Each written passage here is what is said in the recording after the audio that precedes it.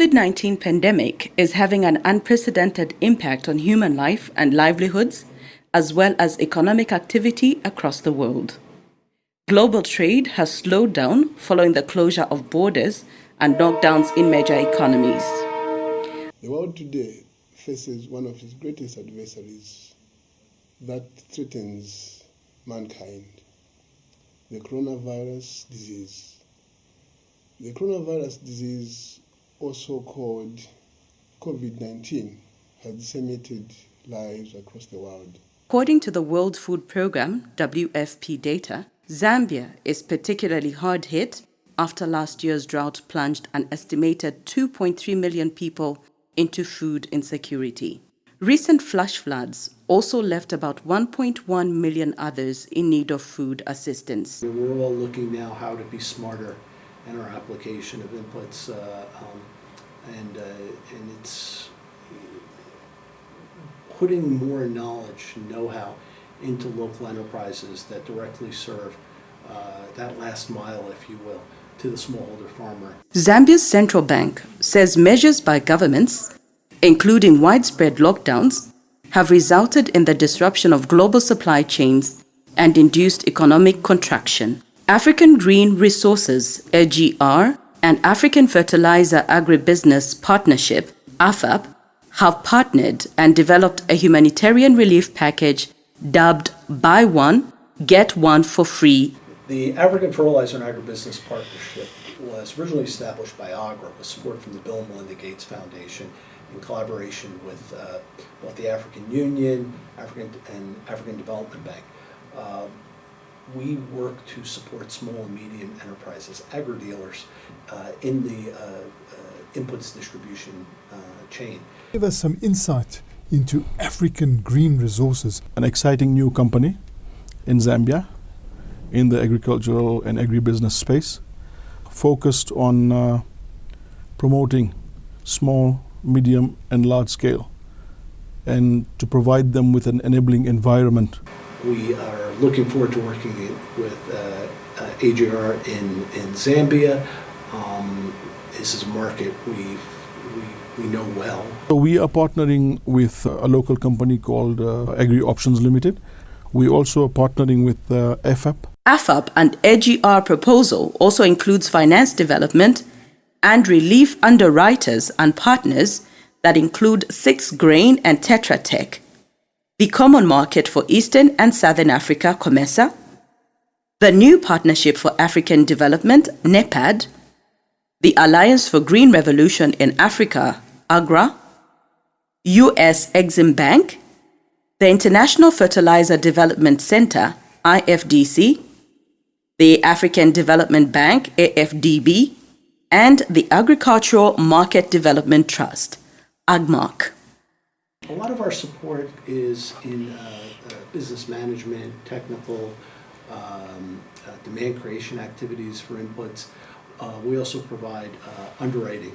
The scheme will buy maize, soybeans, rice, beans, and other crops, and pay a portion in cash and give farmers credit for next season's input, which aims to strengthen farmers' access to fertilizer for crop production, food security, links to markets, capability to increase farmers' incomes, create jobs for many of those who have been affected by COVID-19, and resuscitate regional trade.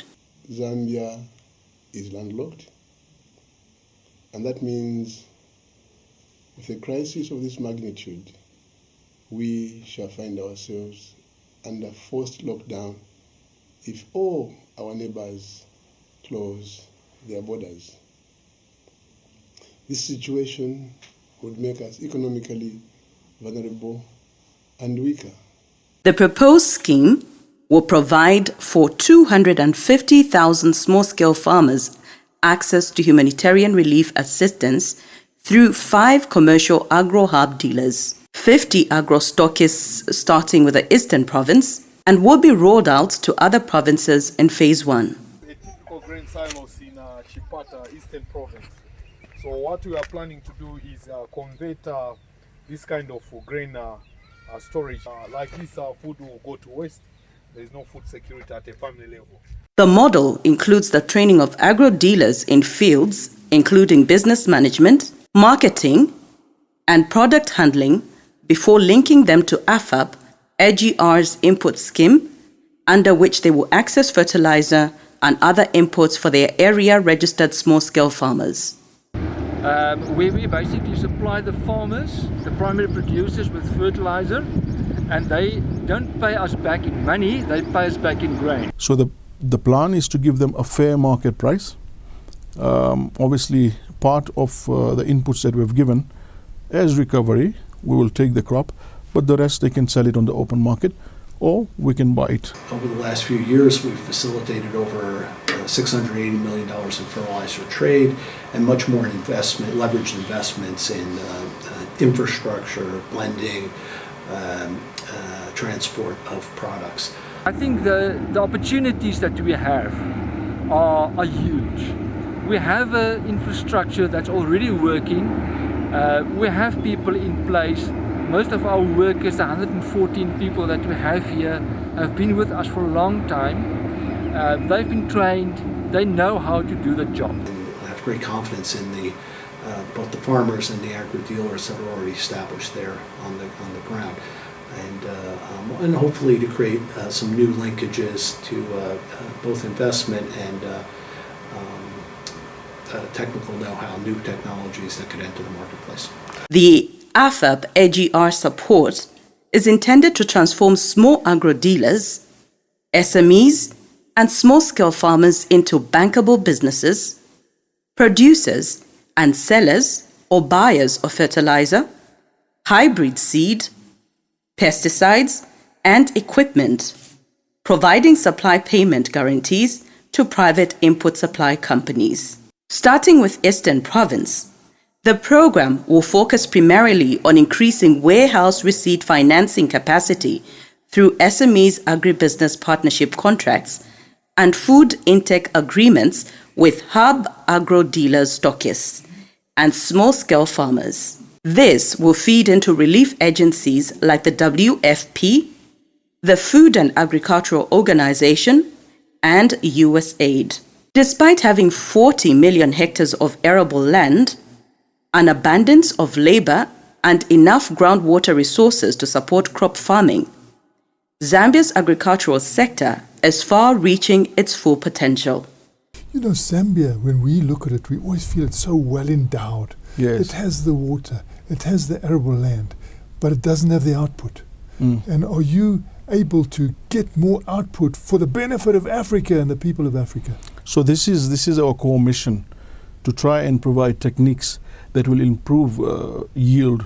If you're going to have the proper agricultural output that you're looking for, how are you planning to make sure that you can have this continuity of growth?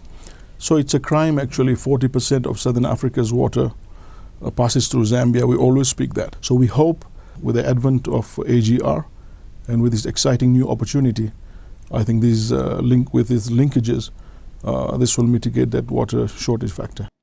In the 2018-2019 crop season, for instance, Zambia national average yield rate for maize was 2.52 metric tons per hectare, far below Egypt at 8.0 metric tons per hectare, the UK 10.0 metric tons, Brazil 5.8 metric tons per hectare, and South Africa at 4 metric tons per hectare. In the same season, Zambia's soya yield stood at 1.3 metric tons, with Egypt at 2.7 metric tons, the United Kingdom 8.3 metric tons, Brazil 3.32 metric tons, and South Africa at 2.0 metric tons. Zambia's rice yields showed a similar picture at 0.99 metric tons per hectare, versus Egypt's 10.7 metric tons. Mozambique 3.5 metric tons, Brazil 5.58 metric tons, and Vietnam at 6.12 metric tons.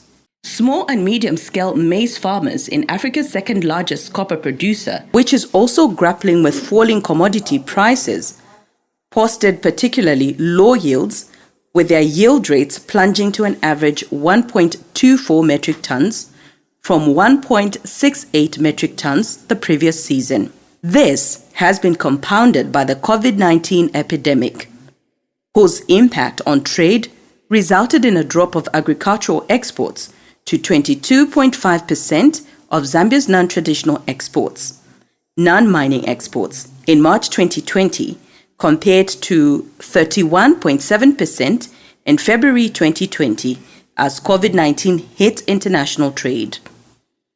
Due to COVID-19, the global economy is projected to contract sharply to negative 3.0% in 2020 before recovering to 5.8% in 2021. Zambia's economy is projected to contract by 2.6% in 2020, the lowest in 20 years from a growth of 1.9% in 2019. AFAP-AGR 6 Grain and Tetra Tech have come together and established a customized COVID-19 agricultural impact monitoring and analytics dashboard for government decision makers in Zambia and the region.